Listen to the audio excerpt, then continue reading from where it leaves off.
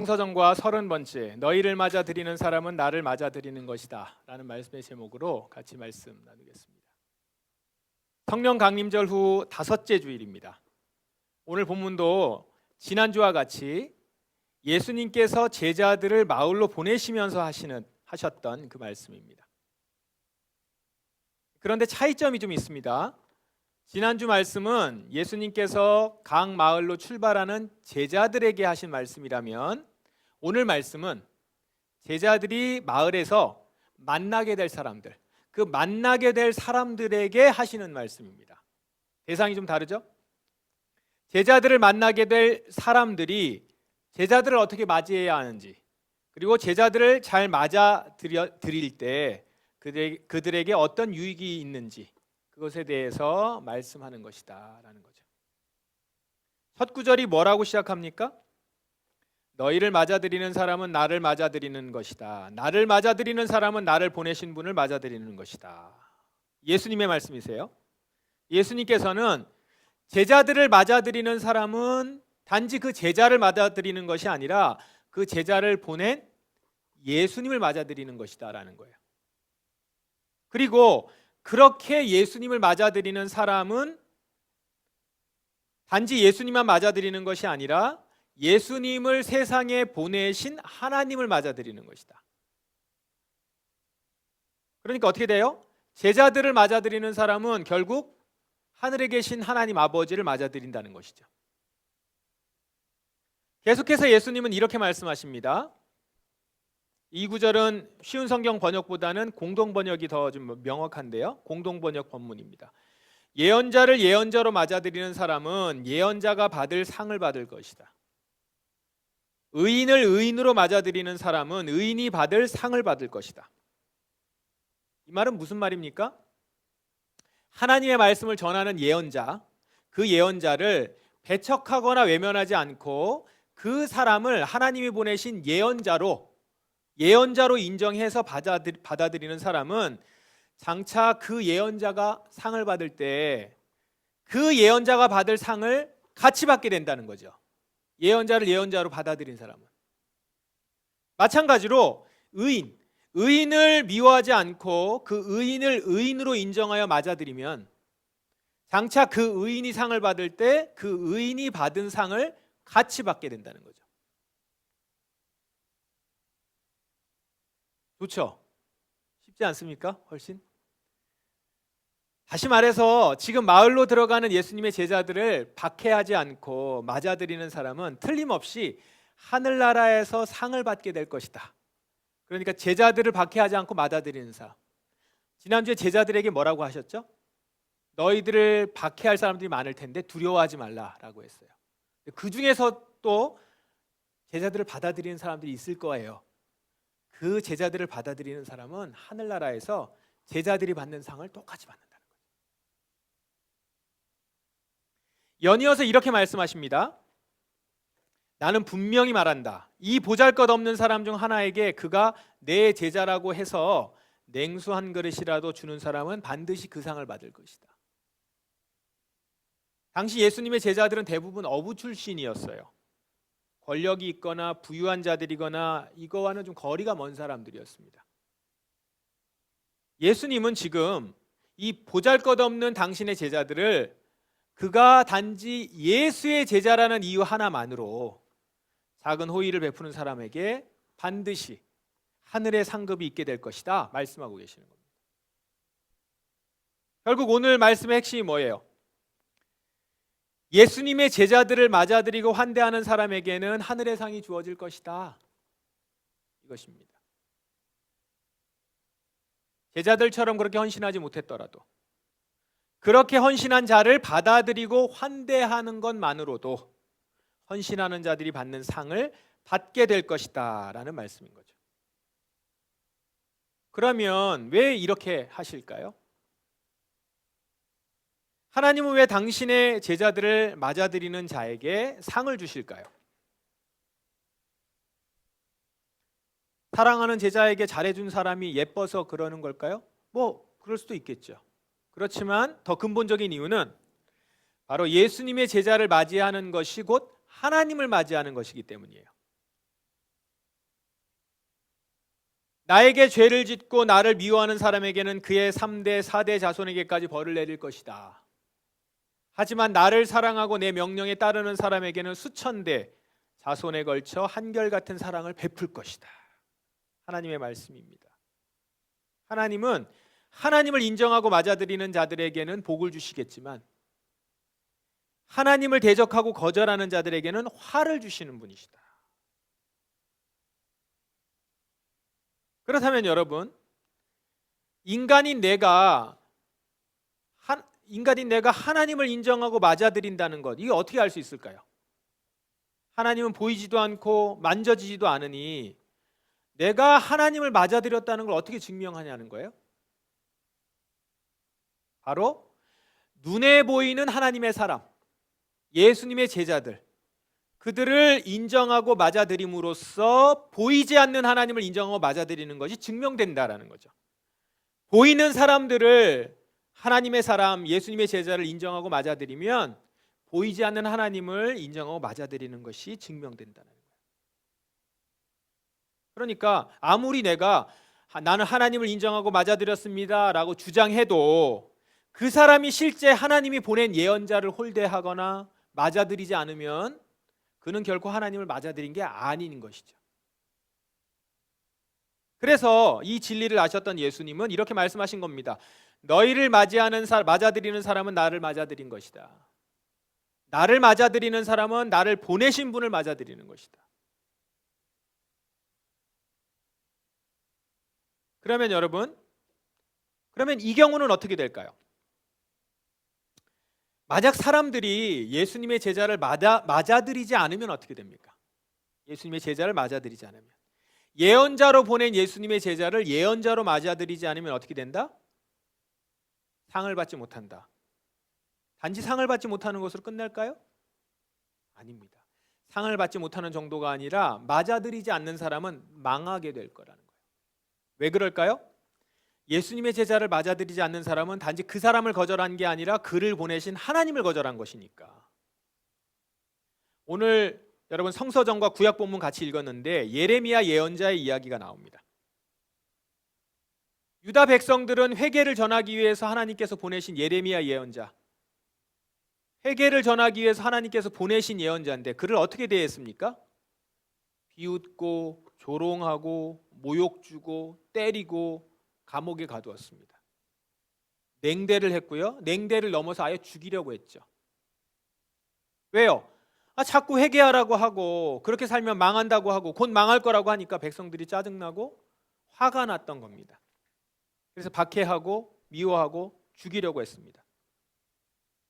그랬던 유다, 결국 어떻게 됐습니까? 완전히 망해버렸잖아요. 바벨로니아의 침공을 받아서 성전과 궁전은 완전히 파괴됐고 사람들은 포로로 잡혀갔고 땅은 쑥대밭이 됐습니다. 여기서 우리는 중요한 핵심을 발견하게 되는데요.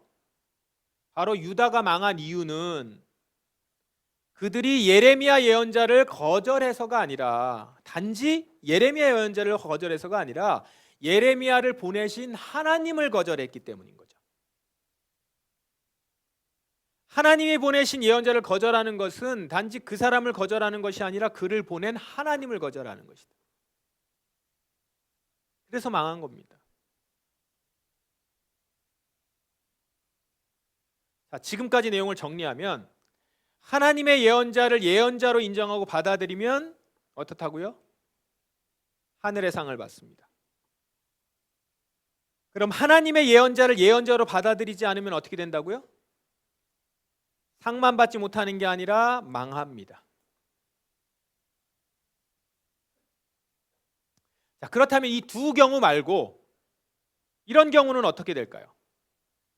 하나님이 보내시지 않은 거짓 예언자, 하나님이 보내지 않은 예언자, 그러니까 거짓 예언자죠. 그 거짓 예언자를 예언자로 받아들이면 어떻게 될까요? 악인을 의인으로 받아들이면 어떻게 되냐는 거예요. 우리가 따로 묵상하지는 않았지만, 그리고 묵상하지가 않고 있지만 내일과 모레 성서전과를 보면 본문이 아합 왕과 이세벨 이야기입니다. 대충 짐작이 가시죠? 아합 왕은 북이스라엘의 왕이었어요. 이방 나라 왕비 이세벨과 결혼을 했습니다. 공주였죠. 공주였던 그와 결혼을 해서 왕비로 맞아들였습니다. 이세벨은 바알의 제사장 딸이었어요. 바알 제사장의 딸. 아합과 결혼하자마자 이 이세벨은 이스라엘 전역에 바알 신상을 세웁니다. 그리고 아합을 부추겨서 여호와의 신앙, 이스라엘이 가지고 있는 여호와의 신앙을 탄압하고 바알 신앙을 국교처럼 숭배하게 만들려고 계속 정책을 폈습니다. 아합에게 있어서 이세벨은 그냥 왕비가 아니라 거짓 예언자였던 거죠. 아합은 그 거짓 예언자를 예언자로 받아들인 거예요. 그래서 이세벨이 시키는 대로 온갖 일을 다 했습니다. 악행이죠. 악행을 저질렀습니다. 거짓 예언자를 예언자로 받아들이고 따른 겁니다. 자, 그런데 이런 아합에게 하나님께서 어떻게 하십니까? 엘리야를 보내요. 엘리야를 보내서 경고하십니다.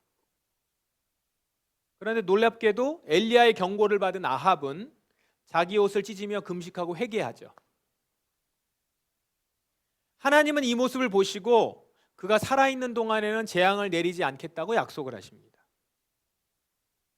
자, 이 모습을 보면 우리가 다음과 같은 사실을 알게 됩니다. 어떤 사실이냐면 하나님은 거짓 예언자를 예언자로 받아들이는 사람에겐 회개의 기회를 주신다는 거예요. 대놓고 하나님을 대적하는 자는 즉각 심판하시지만 누군가에게 속아서 누가 시켜서 악을 행한 자에게는 하나님은 최소한 돌이킬 수 있는 기회를 주신다는 거예요.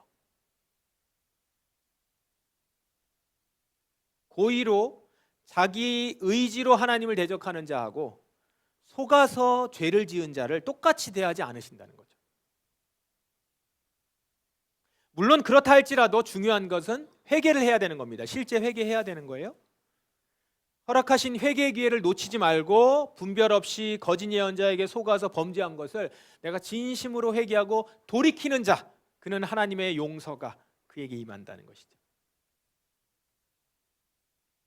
자, 세 경우 본 겁니다.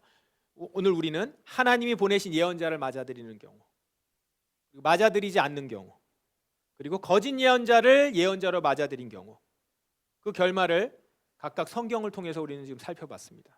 자, 그렇다면 오늘 우리는 이 말씀들을, 이 경우를 우리 상황에 어떻게 적용할 수 있을까요?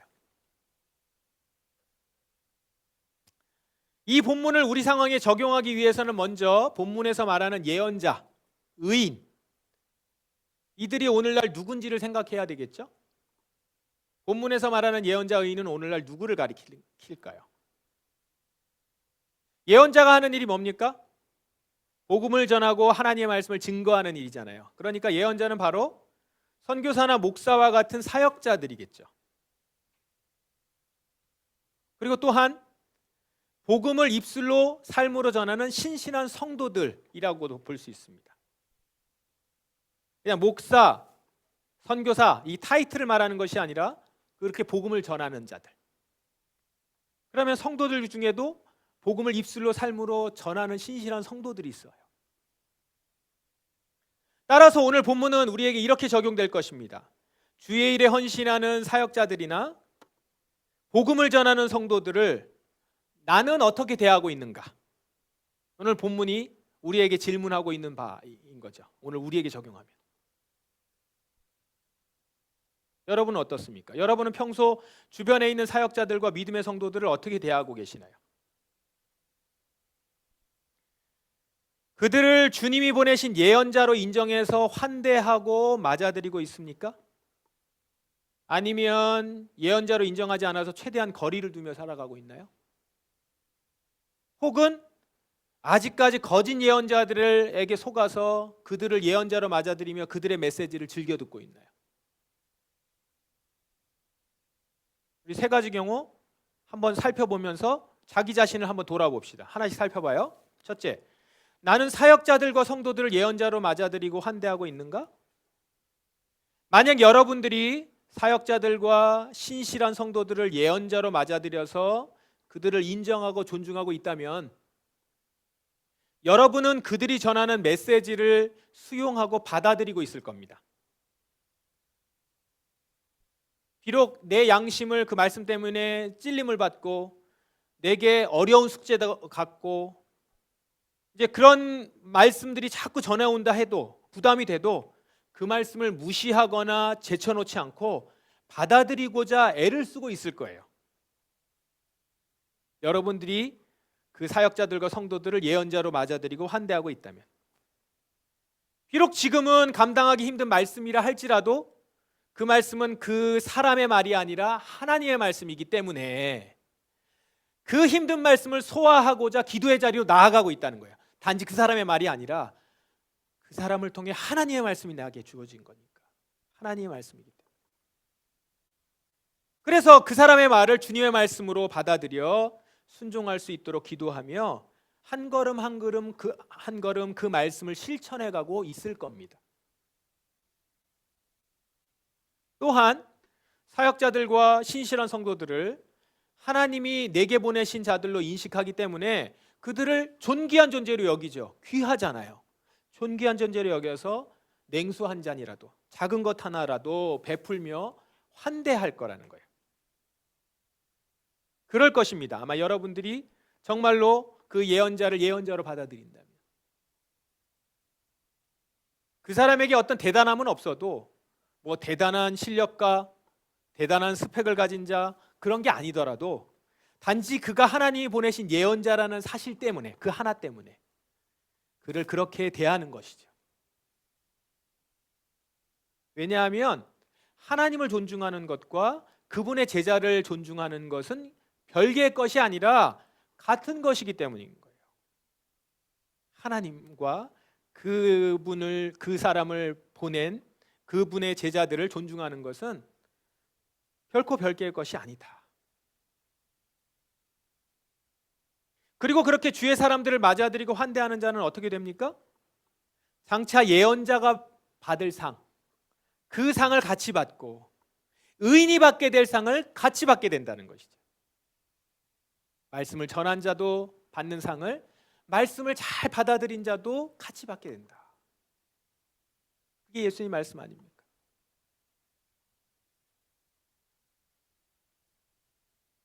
우리 포도나무 성도님들 모두 이 말씀 사역자들을 통해 들려지는 메시지를 내 생각에 따라서 이렇게 쳐내지 마시고 열린 마음으로 귀를 기울여서 듣고 수용하실 수 있기를 바랍니다. 그리고 또 우리 교회를 방문하는 사역자들 있죠?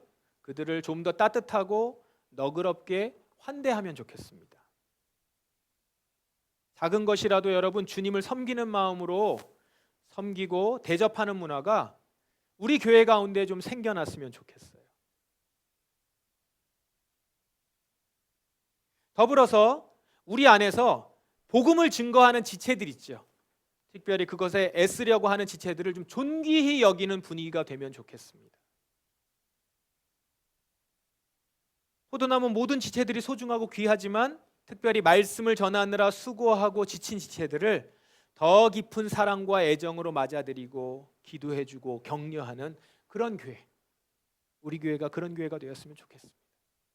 그래서 하나님이 주시는 상을 모두 다 받아 누릴 수 있기를 바랍니다. 자, 반대의 경우도 살펴봅시다. 혹시 내가 사역자들과 성도들을 예언자로 맞아들이지 않고 있지는 않은가? 충격을 받으셨어요? 네. 그러고 있지는 않은가? 사역자들과 성도들을 예언자로 맞아들이지 않는 모습은 주로 어떻게 나타나겠습니까? 여기 계신 분들 중에서 대놓고 사역자들과 성도들을 적대하는 분들은 없을 거예요. 하지만 그들이 전하는 메시지를 선택적으로 받아들이고 싶은 것은 받아들이고 그렇지 않은 것은 받아들이지 않는다면 그것은 곧 예언자를 예언자로 맞아들이는 모습은 아닐 겁니다. 이스라엘 백성들도 그랬어요. 예언자가 좋은 얘기하면 받아들이고 자기에게 듣기 싫은 얘기는 안 받아들이고 그랬던 거거든요. 무조건 예언자니까 적대한 게 아니에요. 전하는 말씀이 내 뜻과 맞지 않으면 무시해버리고, 심지어 회개를 촉구하는 말씀이 내 양심을 찌를 때 회개로 나가는 것이 아니라 그 말씀을 전하는 자를 거리껴 하거나 미워하거나 이런 것으로 반응하여 나타나기도 하는 것이죠. 이렇게 사역자들과 성도들을 예언자로 받아들이지 않고 있으면, 이런 모습들은 말씀 전하는 자를 예언자로 맞아들이는 것이 아니라 단지 내게 필요한 종교적 서비스를 제공하는 사람쯤으로 그렇게 여기는 겁니다.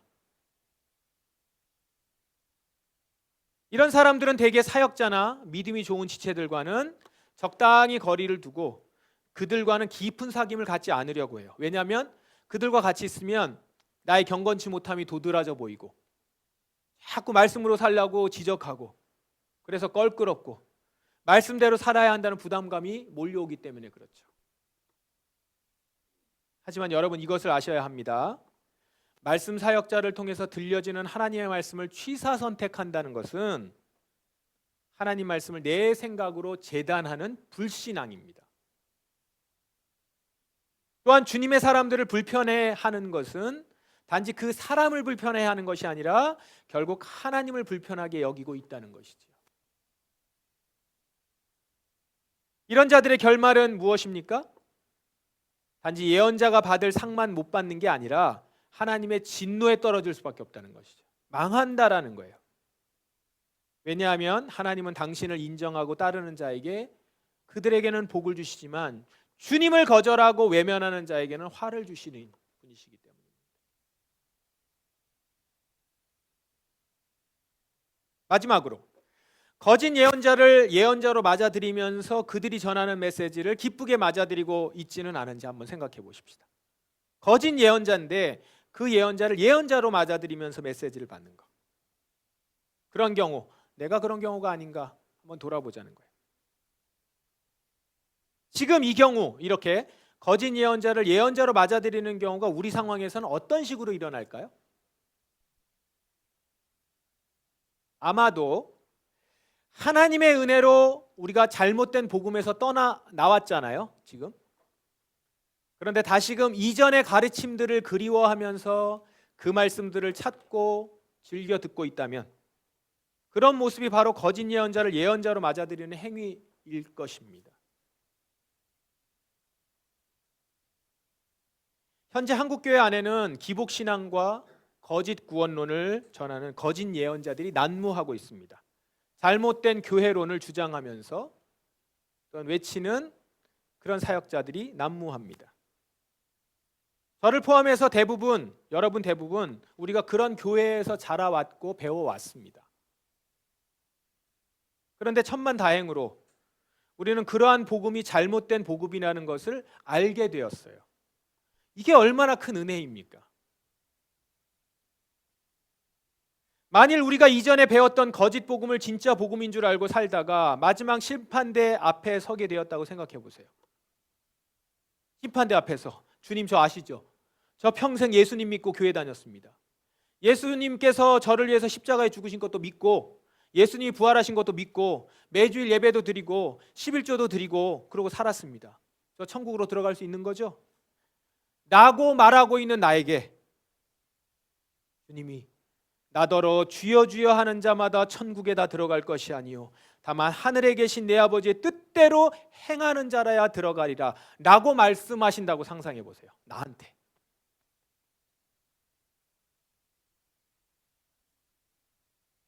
다시 돌아갈 수가 없거든요. 얼마나 끔찍하고 무서운 일이에요.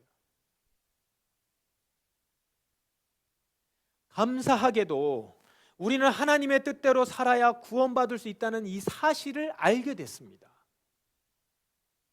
나 혼자 힘으로는 절대 의를 행할 수 없지만 예수를 믿어 약속대로 오신 성령님이 내 안에 계심으로 나는 능히 선하고 의로운 주의 말씀을 따라 행할 수 있게 되었다라는 거예요. 그러니 이제 이렇게 온전한 복음에 따라 살면 되는데 그 길을 버리고 이전의 거짓 복음으로 돌아간다? 거짓 예언자들에게 속아서 거짓 복음을 들었던 우리에게 다시금 회개의 기회가 주어졌는데 그 기회를 버리고 거짓 복음으로 돌아간다? 정말 너무나 슬프고 통탄할 일일 거라는 거죠. 부디 여러분, 우리 가운데 절대 이런 일이 없기를 바랍니다. 거기에도 좋은 것이 있지 않겠는가? 그 얘기가 좋지 않은가?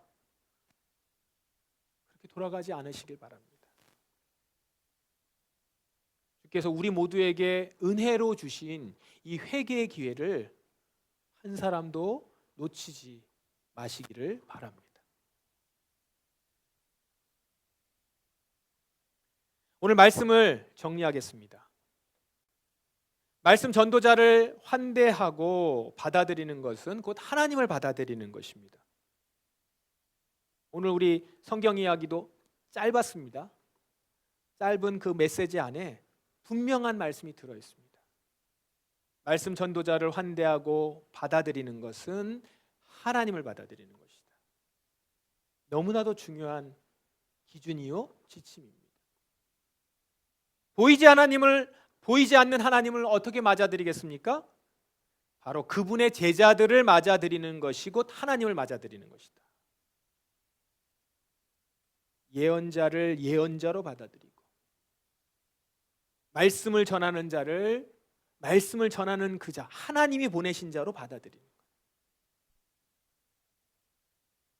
그래서 그 들려지는 말씀을 가감없이 수용하고 받아들이고 그 복음을 전하는 지체들을 존귀히 여기고 격려하며 그리고 서로를 냉수 한 그릇이라도 대접하고 환대하는 그런 우리가 되고 우리 교회가 되었으면 좋겠습니다.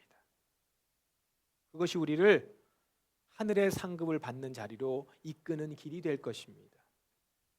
우리가 복음을 증거하는 자나 복음을 받아들이는 자나 동일하게 주님 앞에서 동일한 상급을 받을 수 있는 기쁨이 우리 가운데 있을 것입니다. 이 가운데 저와 여러분이 우리 교회가 다 그 안에 있기를 원하고 그렇게 반드시 하늘의 상을 받는 저와 여러분 되기를 주님의 이름으로 축원합니다. 기도하겠습니다. 우리 말씀이 분명하게 우리에게 주어졌습니다. 주님, 오늘 말씀을 전하는 자들을 존귀히 여김은 주께서 그를 보내셔서 저에게 당신의 말씀을 하는 것이기 때문입니다. 그렇게 우리의 보이는 말씀 전도자들을 환대하고 받아들이며 하나님을 받아들이겠습니다. 그리고 그 말씀대로 살아가겠습니다. 거짓 복음에 거짓 예언자의 귀를 기울이고 다시 고개를 돌리는 일이 없겠습니다.